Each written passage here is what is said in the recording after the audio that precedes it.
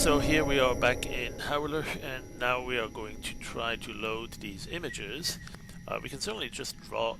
Oh no, look at that, I can't drop it. Why not? Well, maybe it's not the drag and drop I want. Maybe I just want to copy paste it. So if I copy it, can I paste it? Yep, no, that's not going to work. I need to copy the image, not the file. So let's cancel that. Let's go and open it just as a test. Control C to copy that. That's from my Earphone View viewer. And then I'll Control V to paste it and replace the existing. Okay, so that's going to work. And maybe ultimately we'll need to select a subset, something like this portion of it, because I want that to be animated. And what we will do, therefore, is to load an image sequence. So let's go do that. Let's see, here's the path to that entire sequence of images. We will notice something a little bit peculiar. The naming convention here from the export did not give it extra leading zeros. Ideally we do something like this here, like 001, right? 002, 003. And that may not be necessary for every application, but quite a number of applications will sort it in alphanumeric way and will see the double digits. It might see these before the others, and so it might cause some disruption. We'll see how we can fix that. Well, one of them we just saw. We can rename them so that they're all going to be 3 digits if the maximum number has 3 digits. And so that's one thing I would recommend, but it's not the only way to quickly fix it, because you may not need to fix them all either. Right? These are images at the beginning which are not in slow motion yet. These are, as you may have noticed, at the beginning they move pretty fast, so that's the regular speed of the video, and then it switches over to slow motion, and I'm not sure exactly where. So there may not be a need to fix all of them. In fact, the ones that are in slow motion, maybe they're all in the 100 and 200 range, and maybe that's all we need. So before you decide to spend some time fixing that, see if you don't, maybe you can just, maybe you don't have to, maybe you can just skip that and say, well, let's load what we need, and then see if there's anything that might still need a little bit of fixing. And that brings me to loading this animation as an image sequence, load sequence. And we have an interface here that is going to let you choose. I'm not going to be on the Dropbox. I'm going to be on my, where is it? I should have a folder here. Oh, probably in the, right here, Philip Steiger, that's me. And then I think I need to go to the desktop, if I recall. No, wait, not the desktop, silly me. It's the downloads area.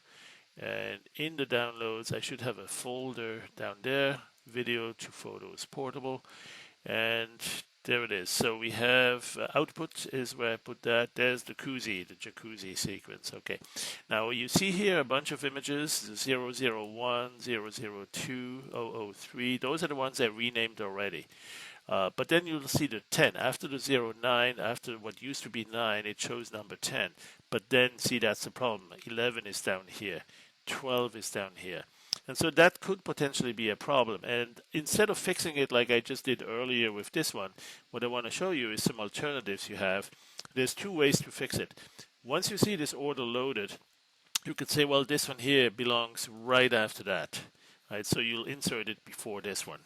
And then this one, you'll notice, and you'll insert it before whatever 11 is here.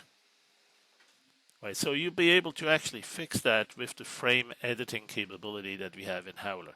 And there is another way. Instead of trying to insert these back to where they came from, you could just say, well, between this one, maybe not in this one, but between maybe, let's see here, 199 and 200, there is a frame here that doesn't really belong. You can just delete it. You can yank it.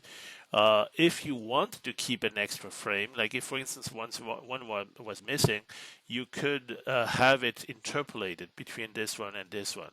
Right? So between the neighboring, in between that frame, if it's bad, you can replace it with an interpolated one. And it is motion estimated interpolation. So it makes a really good quality transition. So let's go do that. I'm going to do a first test here where we load just the first 20 or 30 frames. Select that. And there it is. So what you see is that the first animation, that's the one that's not in slow motion. But then there is one where it switches. There's a sequence of frames that are super slow motion, but there's a glitch somewhere. And that's that extra frame. Every 10, 1 out of 10 is showing the wrong because of the number sequence. So what we can do, because we know it doesn't belong here, but it belongs somewhere here. See how this one in the preview is a little bit darker, and here it is again too, as these guys around it are much lighter. Well, so we can basically cut this one out, right? Cut this frame, and then move it right in front of the one here that's wrong. So here is still good, and then we need to insert it before that, so insert before. So now we have these two still continuing just nicely. And then so you'll do the same thing for every one of these frames that you can tell is the wrong one. You know where it belongs. It was in sequence. It belongs right after this one, so before this one. So right click here and say cut frame, and then go here until you see that sudden jump. And you know this one here is where we need to be in front of it. So insert before current frame. And so that's one way by which you can reconstruct the proper sequence. And it doesn't take too long to do that if you have just about a dozen or 2 dozens perhaps. Another way though, and I'll show you that by loading this sequence again. So load sequence.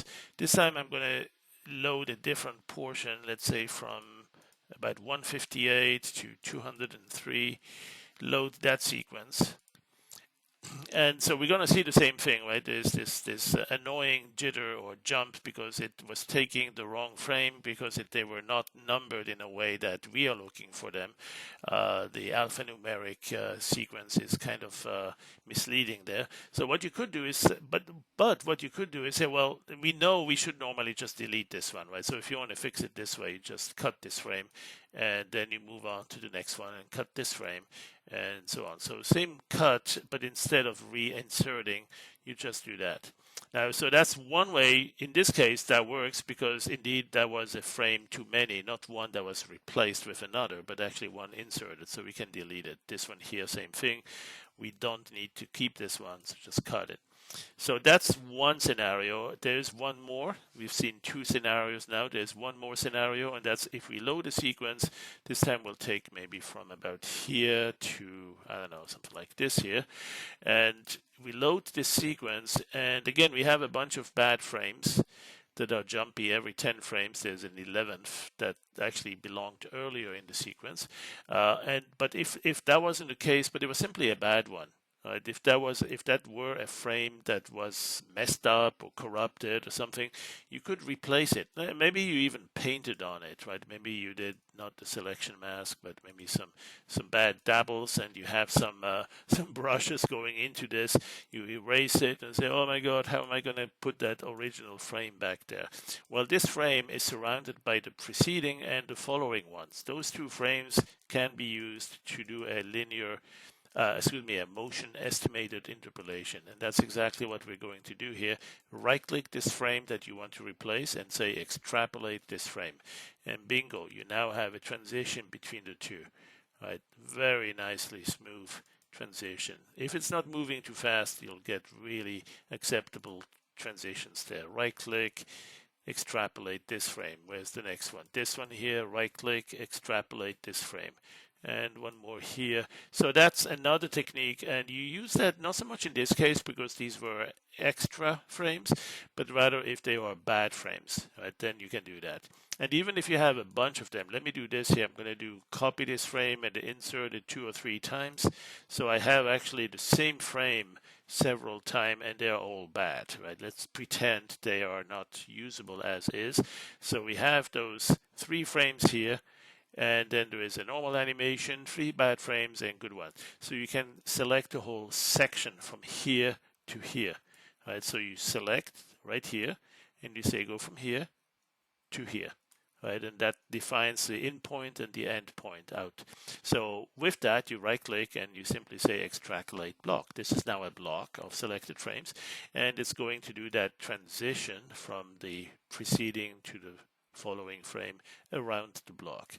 All right, so that's some basic frame editing tools we have in Howler that might come very handy if you want to work on this without having to, let's say, give up your focus on that, right? So let's see, what do we have here? We have a little bit of an animation. I think there's a few bad frames here. I'm going to delete simply. This one I don't need to keep. This one I can delete also. One more. So let's say, why would we do this anyway, right? In the first place, there's a bunch of bad ones down here. So let's use the selection tool for that to select a bunch, just those remaining frames. Right click and delete this block.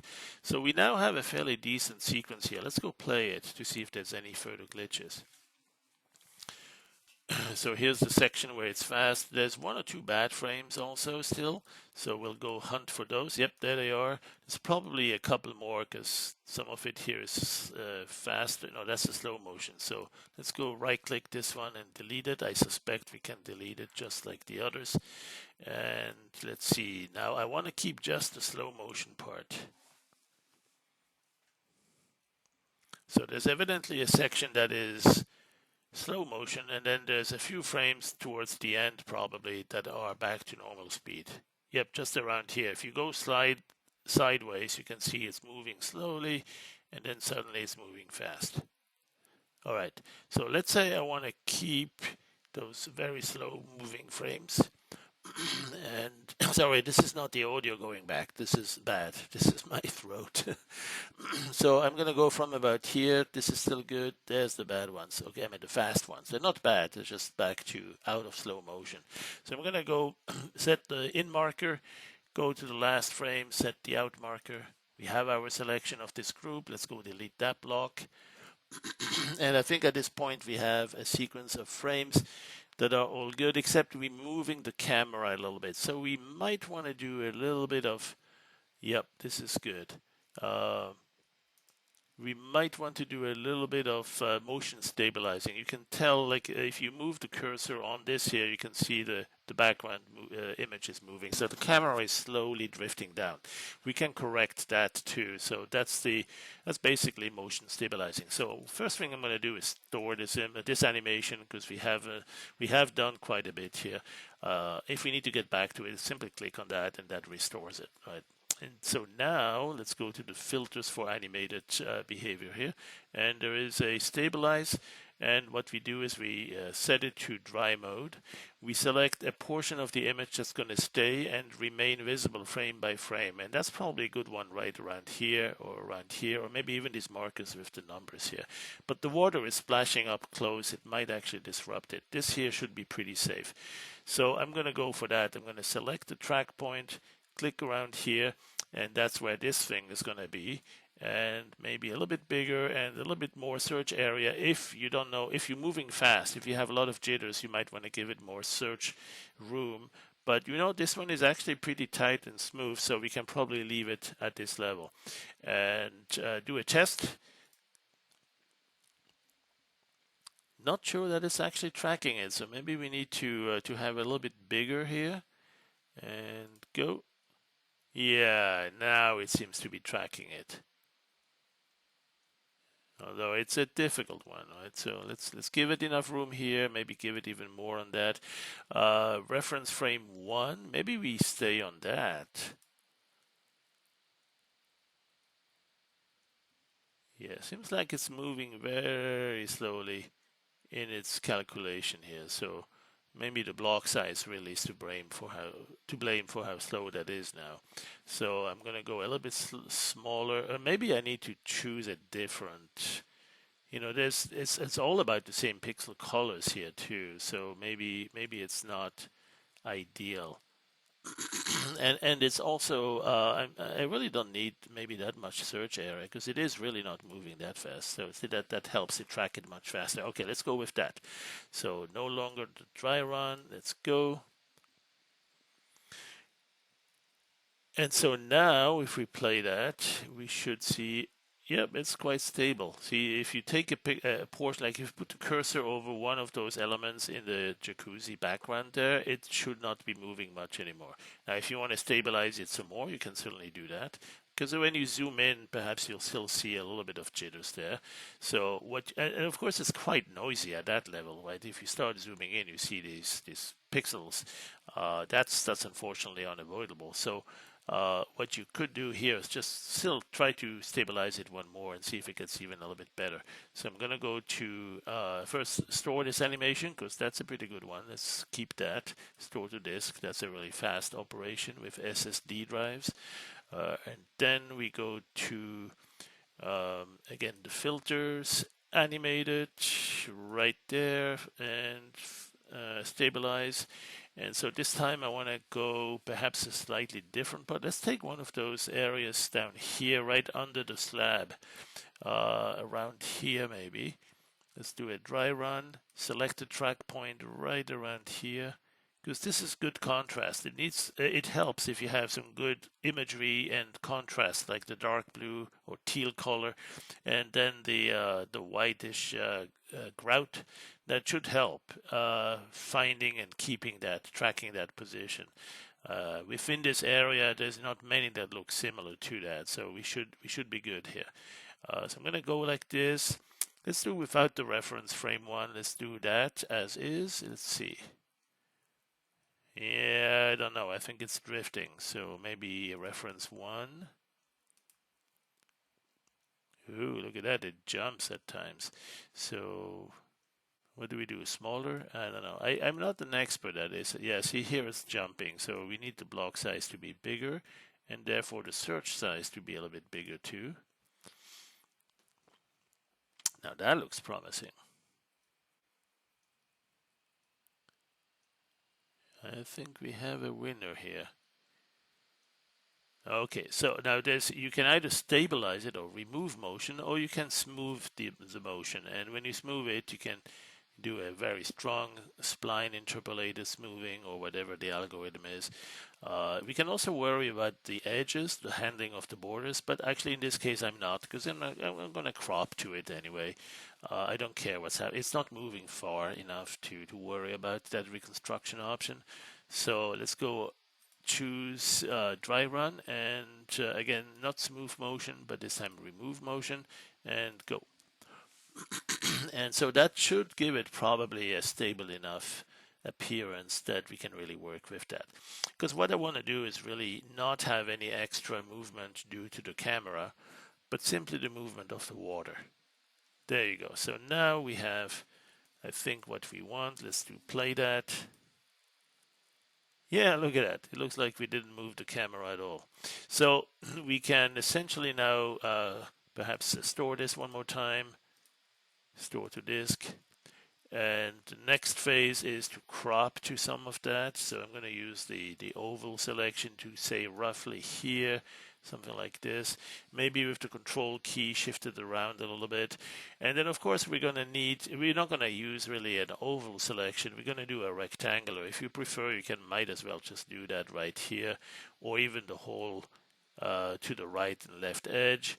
And then just play that through that and see if it's actually tracking it this way, right? When you play it, will you see when you scrub through it, will you see the video still remaining in place? And that's really what we should have at this time, since we didn't move the camera anymore after doing this stabilizing.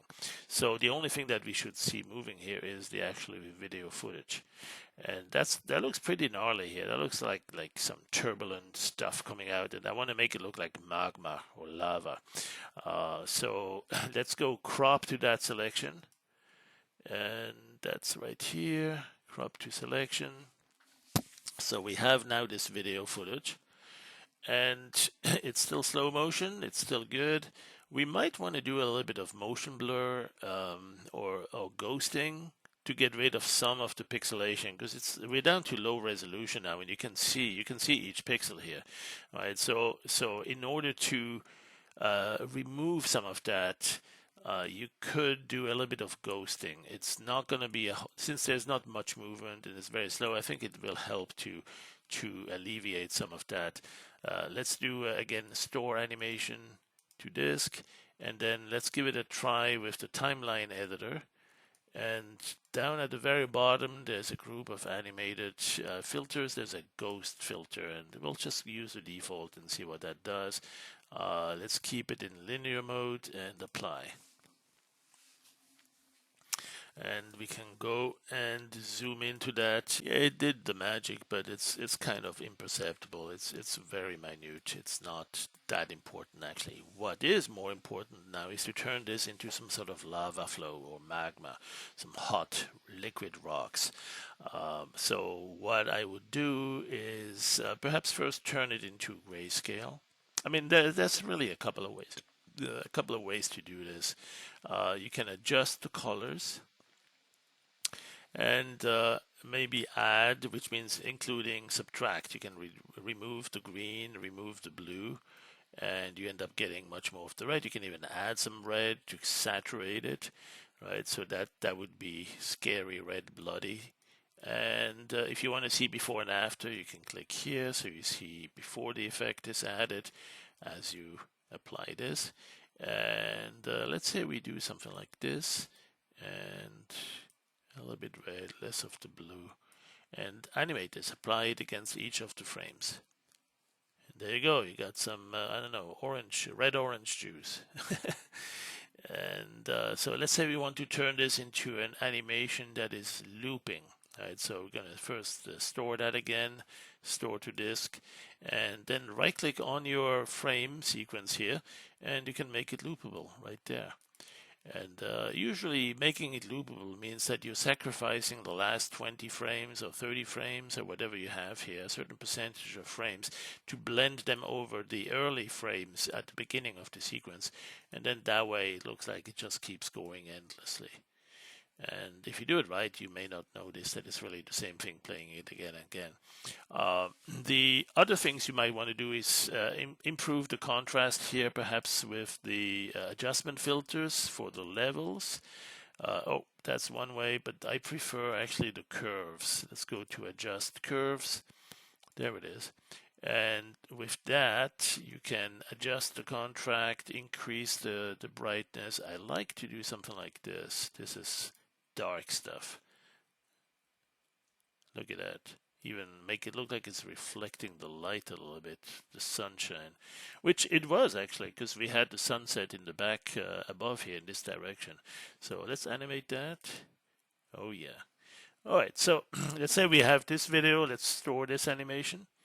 Store this one. We have still the original, or the prior, shall we say, this one here, and if we click that, it goes back to this. And let's say we wanted a mix of the two. We have this one here, and we can load that, or we have this one here, and we can load this one. How do we get a blend of the two? Well, one thing you can do is whichever is loaded, you say that's good, but let's take a look at the other one. That one, we can use the animated as a swap image. We can use this as an animated swap image. Remember, the swap buffer or the swap image is in the back. It's like you click here on this big S, or you switch to that with the jump, J for jump keyboard shortcut. Right here, jump to the swap image. What that does is it simply shows you what's on the back side of the canvas, so to speak. You have two animations though. So you have this one here that's currently loaded, and you have one on the side that's stored also. And you can say, well, let's take this frame and load it into the back.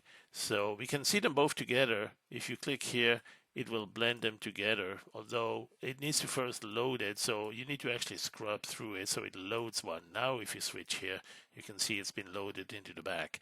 So you could now simply blend the two together, and then the question is, well, how do you blend them, right? What algorithm? You could do screen mode, you could do a couple of others. There's some really fancy modes here. Phoenix usually has some odd. Look at that, this blue water again with some red sunset reflections. So something really interesting sometimes here, exclusion mode.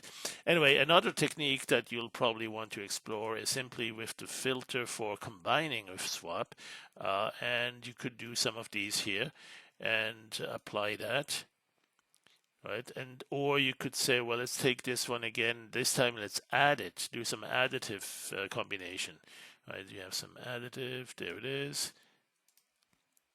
Or you could say, well, I have this one here, and I want this one, still the one here going into the swap image.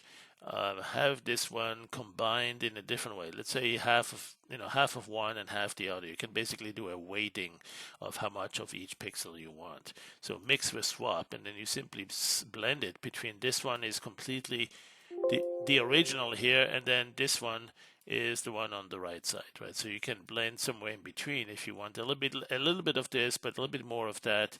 You go 50%, you go a little bit more to the right, it's closer to that or closer to this. So a good way to combine the two, just about the way you want them. Let's see what else could we do here. Perhaps a little bit of okay. Let's do one more thing here, which is to first let's store this to the to disk again. So here we have basically a combination of these two by this blending function. But what we'll do now is add a little bit of distortion or displacement. So this same image that we have here that's still acting as the displacement or the swap image, that is, we can also use it as a displacement map. And so we have right here the displays by swap, maybe the pool displays. And so what you see here is that you can have some additional turbulence added and disruptions of different types. A tiny little bit, you don't need a whole lot. But then when you apply that, it's going to just make it even more bubbly and maybe hot, look like magma or something like that. What else? Well, there's a few hundred filter effects here, so I'll let you explore that. Perhaps one more. What else could we? Oh yeah, we may want to make it loopable but slower. So there is this option, of course, to do a time stretch right here. And when we do the time stretch, we could say twice fast, twice as long, that is, twice that many frames, 184, with frame blending, preferably, and go. And so now we have the whole animation even slower, right? And maybe that's not what we want. Maybe we want to make it. Oh, another thing we might want to do is make it seamless, not loopable only, but also seamless. Let me go back to this one here. Let's say we want this, but we want to make it seamless. The edge here on the left needs to blend over the edge on the right, and likewise the edge at the top needs to blend over the edge in the bottom. And so here's how we do that. Image, make seamless, right? Plain English. And so what we do is we sacrifice a little bit of the image on the left with the image on the right edge. We overlap it by itself. Maybe let's say 20% or 22, so we don't have to look for the 0 on the other end of the keyboard because we are lazy. You could go to 50 perhaps even, and that's a small image with a lot overlap, but it will work too, I think. Let's go with that, apply it to the entire animation. And so now we should have an animation that is blending and looping and seamless, right? So maybe that wasn't enough. That was perhaps a little bit too much. I'm going to go back to that and try again with the make seamless. Where is it? Make seamless. And yeah, let's go about 20. Something like that. Come on. There you go. 20, 20, and go. All right, so we have a seamless animated looping texture. And what you might want to do at this time is test it to see whether you have indeed, whether it's difficult to see the seam, the particular cut here, if I shift it down, right? So if you go to the filter and transform and shift it, you shouldn't be able to see a seam. And indeed, you can see the repetition of the pattern, but that's normal. But you cannot see the seam, you cannot see a cut or a sudden transition. And that's what we mean when we make it seamless.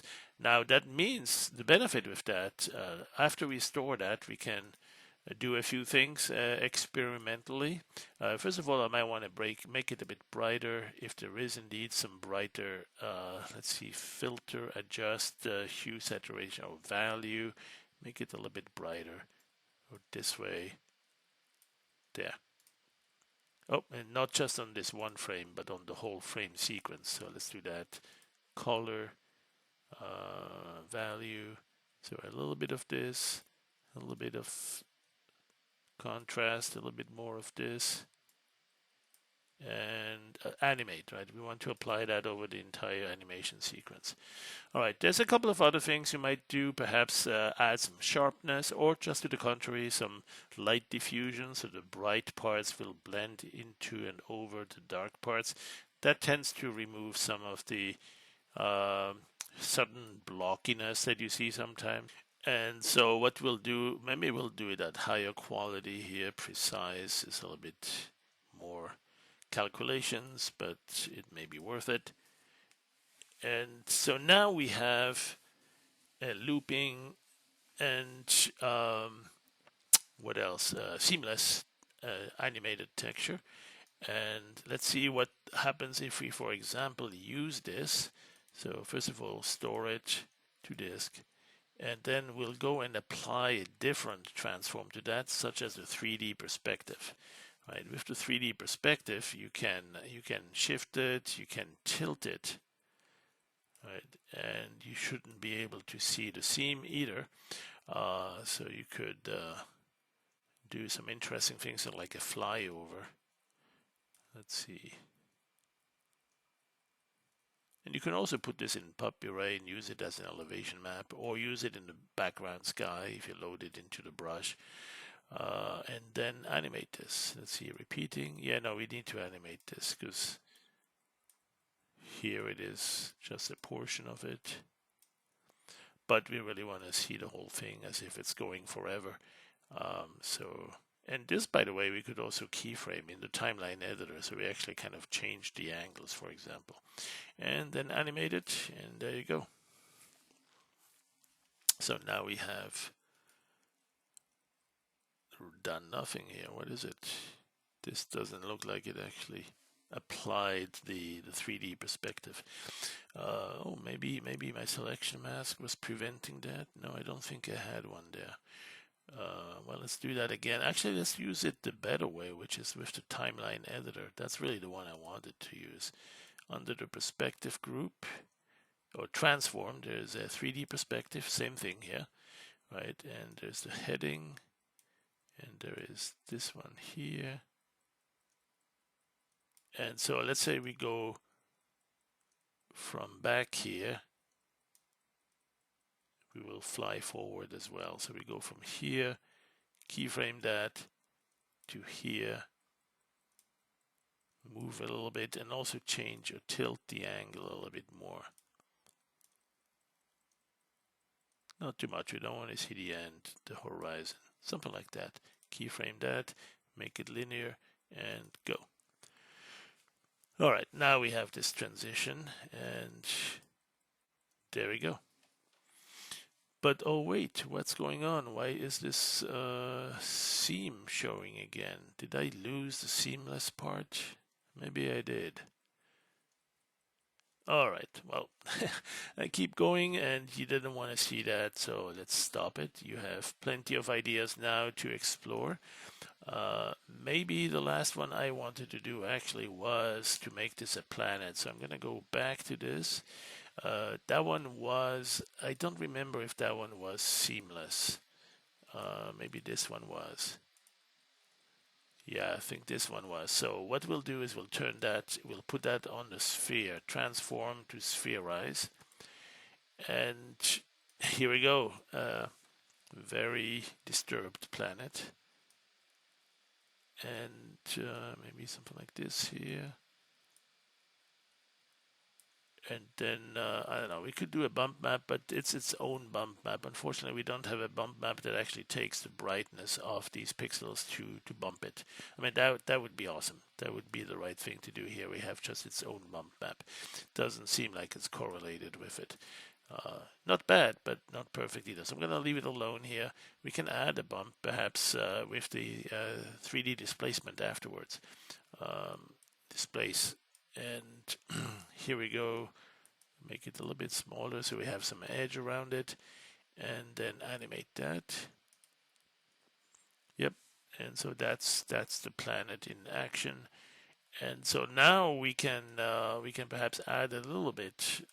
Where's that convolution? There you go. Color emboss. We'll give it a little bit more depth. Right, there you go. And actually, it would be good to do this across the frame sequence, the whole animation. So this one I think we can get from the timeline as well. And if we look for colors, there should be an emboss group here somewhere. Convolve there, color emboss.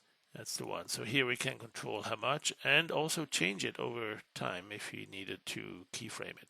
I'm not going to need that. I'm just going to apply it. And so we have now the embossing over that entire animation as well. And that actually can look sometimes a little bit more like clouds that are casting shadows on the water surface of the planet down there. Right?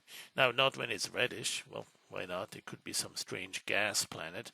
But if we want to make it look a little bit more like planet Earth, what you could do at this point is change the filter to be more on the bluish or on the greenish side. Usually one of these here, color swap channels. That's blue. Not too bad, but you also want to add something. You want to add some green so it becomes more cyan or light blue. So filter, adjust color. Again, I would go to add. And although, no, you don't want to add because that's going to add everywhere, including the black pixels of the background. So don't do that. Instead, go to multiply. And there you can add, I guess you could do something different about that. Advanced. Maybe just the ones that are not completely black. So the light ones or the mid-tones. Right? You could add a little bit to that. Because when you do the add here, how do we do that so it's not adding to the background? Maybe since it's a sphere and always in the same place, you could put a mask there to block it. So the only place where the filter appears is on the inside of the sphere. Yeah, let's try that. Let's go use the magic wand. I think with that we should be able to select all the background. There you go. And then simply invert it. Selection, invert, selection. Maybe store it just in case we need to get to that too. Store, there's a selection. And now we might want to perhaps trim it down a little bit, shrink the selection a little bit or blur it. I'll do both. I'll shrink it a little bit, shrink selection, but just 1 unit, 1 pixel, so it's coming a little bit to the inside. And then blur it also. Gaussian or box filter blur, maybe show the preview here. We don't need it that blurry, just a tiny little bit, just 1 pixel or 2. Right, and so this time now we can add, because the outside is not going to get that. If we go a little bit out too much, it might even help and make it look like we have an atmosphere. A little bluish wouldn't hurt. So let's go with the selection and grow it a little bit. Grow that selection just a little bit, maybe 2 units. Right, and make sure it's blurry enough to show a nice fading of the opacity. So let's go to the selection and blur again with the box filter, and showing the alpha here will help. So you can add sort of a transition zone so that when we add color to that with the filter now, adjust color, and we go to the add, we can add some, and you can see it's adding to the red, it's adding some green, and it's adding some blue. And it's also doing that along the edge, but very subtly and very softly. And so with that, you essentially can make it a little bit look like we're getting some atmospheric blur there. And there we have now a planet of a slightly different color. And let's get rid of the selection. Actually, no, let's store it here first. Let's get the alpha. There you go. And then we can clear it. Right. And so it's got this methane yellowish color, certainly not a hospitable planet. But there we go. Moving very fast. And of course, we might want to slow this down some more. So that's where you want to do this one more thing. It's called motion estimated interpolation. Let's go with the the animated, and what do we have? Motion prediction module.